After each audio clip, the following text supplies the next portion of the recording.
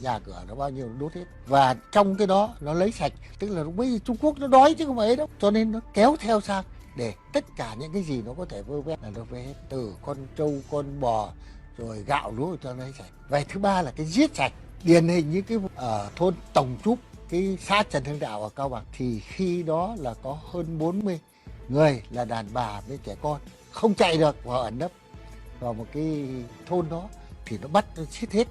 nó tất cả hơn 40 người này nó vùi xuống là cái khe núi suối. Sau này khi về đi tìm mới ra thì ở đây là cái sự tàn bạo của nó đối với Việt Nam chúng ta.